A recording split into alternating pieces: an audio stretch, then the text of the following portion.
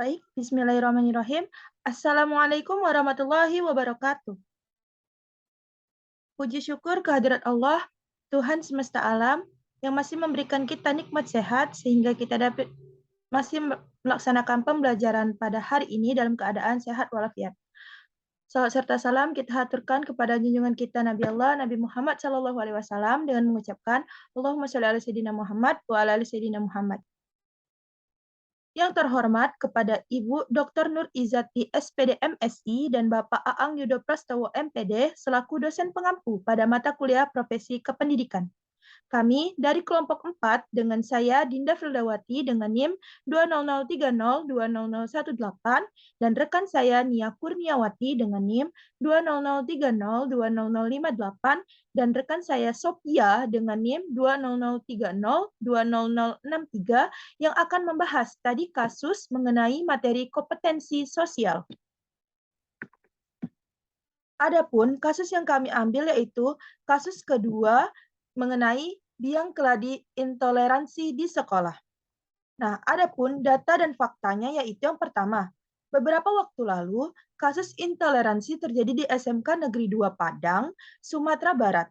Seorang siswi non-muslim berinisial JCH menolak mengenakan jilbab yang diminta pihak sekolah. Kepala SMK Negeri 2 Padang, Rusmadi, mengklaim di sekolahnya ada 46 siswi non-muslim yang mengenakan jilbab kecuali JCH. Yang kedua, merujuk data Setara Institut, sejak 2012 hingga 2019 terjadi 41 tindakan intoleran terhadap pelajar. Paling banyak terjadi pada 2019, yakni 17 kasus. Kebanyakan merupakan kasus diskriminasi. Yang ketiga, adanya instruksi Wali Kota Padang nomor 451-442-Binsos 3-2005 yang dikeluarkan Wali Kota Padang Fauzi Bahar pada 2005. Fauzi menjabat Wali Kota Padang selama 2 periode, 2004 hingga 2014. Instruksi tersebut terkait kewajiban siswi muslimah mengenakan jilbab. Yang selanjutnya, kasus semacam itu juga terjadi di Gunung Kidul, Yogyakarta pada 2019. Pada saat itu terbit surat edaran di SD Karangtengah 3 yang mewajibkan siswa baru mengenakan seragam muslim. Dan yang terakhir, pada 2013 di Samarinda, Kalimantan Timur, juga terjadi hal serupa. Di sana ditetapkan peraturan daerah baca tulis Al-Quran untuk siswa muslim tingkat SD hingga SMA SMK dengan dalih untuk kesehatan rohani. Nah, itu tadi data dan fakta dari kasus yang kami angkat. Selanjutnya akan pembahasan rumusan masalah yang akan dibahas oleh rekan saya Sophia. Kepada Sophia, disilahkan. Baik, terima kasih kepada moderator. Adapun rumusan masalah berdasarkan kasus di atas yaitu yang pertama, mengapa masih banyak terjadinya kasus intoleransi di dunia pendidikan? Yang kedua, bagaimana solusi mengatasi dan menangani maraknya kasus intoleransi di dunia pendidikan?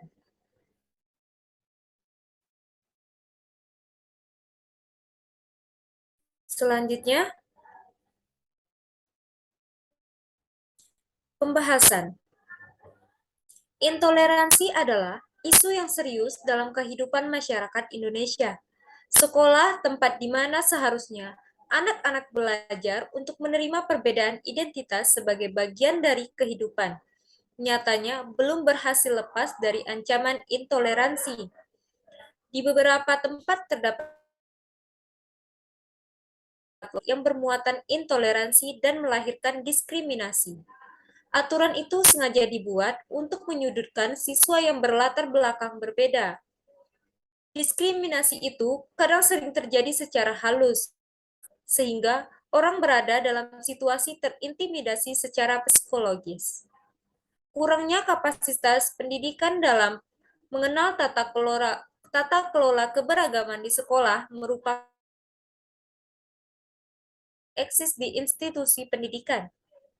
Di samping itu, pejabat daerah secara egois menafsirkan orientasi pendidikan tanpa menimbangi nilai-nilai universal.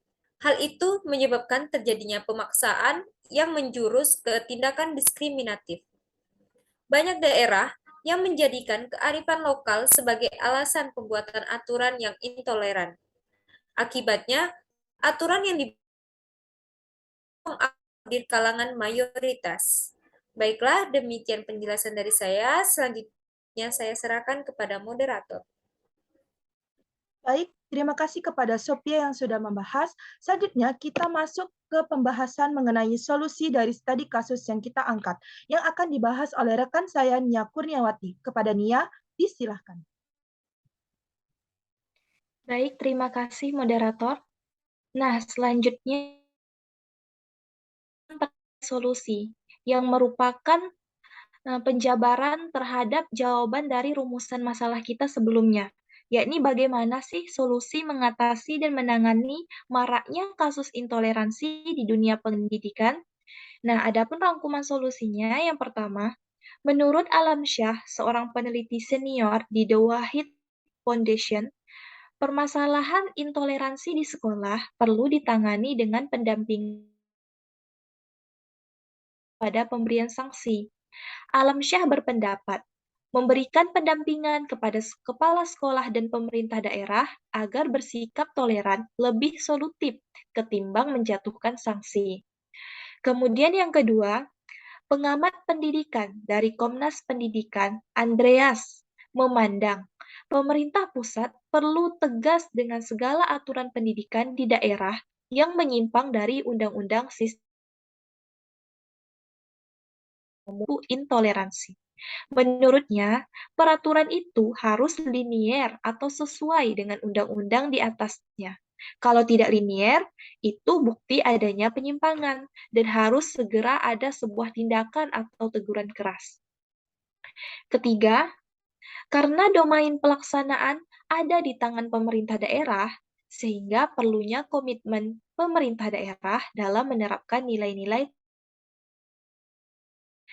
Kemendikbud sudah menyusun NSPK, norma, standar, prosedur, dan kriteria kebijakan pendidikan yang lebih fokus pada terbentuknya pendidikan yang toleran. Maka peraturan di daerah harus mengikuti ketentuan NSPK yang telah dibuat oleh Kemendikbud tersebut. Selanjutnya, memasukkan aspek indikator toleransi dalam rekrutmen calon guru. Nah, sejak program guru penggerak dijalankan tahun lalu, telah dimasukkan aspek toleransi dalam rekrutmen guru tersebut. Berikutnya, mendorong agar program terkait perbaikan manajemen guru, mulai dari perekrutan, pendidikan, dan pelatihan, benar-benar menjadi fokus pemerintah.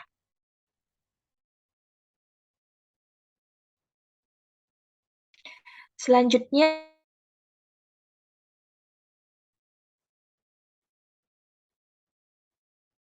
nilai-nilai yang dapat kita ambil terkait dari kasus intoleransi di institusi pendidikan atau di sekolah. Yang pertama, nilai ketuhanan. Nah, nilai ini mengharuskan kepada semua pemeluk agama untuk memeluk agama dan aliran kepercayaannya masing-masing, tanpa harus menyudutkan maupun memaksakan agama lainnya. Yang kedua, nilai kemanusiaan. Nilai ini mengajarkan untuk saling menghargai dan menghormati hak dan kewajiban tiap warga negara. Ketiga, nilai persatuan. Nilai ini bertujuan meneguhkan Bhinneka Tunggal Ika, menghargai perbedaan sebagai suatu keberagaman yang patut disyukuri, bukan diperselisihkan. Keempat, nilai musyawarah dan mufakat. Nilai ini menjadi solusi dan pemecahan yang muncul karena perbedaan pemahaman. Kelima, nilai keadilan. Nilai ini mengarahkan pada penegakan keadilan bagi tiap-tiap warga negara tanpa membeda-bedakan atas dasar suku, agama, ras, golongan, maupun kategori lainnya. Demikian penjelasan dari saya kembalikan kepada moderator. Baik, terima kasih kepada Nia yang sudah membahas.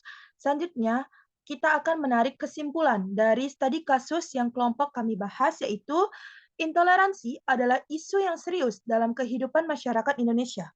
Sekolah tempat di mana seharusnya anak-anak belajar untuk menerima perbedaan identitas sebagai bagian dari kehidupan. Nyatanya belum berhasil lepas dari ancaman intoleransi. Oleh karena itu, diperlukan pendampingan baik kepada kepala daerah, kepala sekolah, dan guru dalam menetapkan suatu peraturan, di mana aturan pendidikan itu harus sesuai dengan NSPK, norma, standar, prosedur, dan kriteria. Kebijakan pendidikan dari pemerintah pusat yang lebih fokus pada terbentuknya pendidikan yang toleran.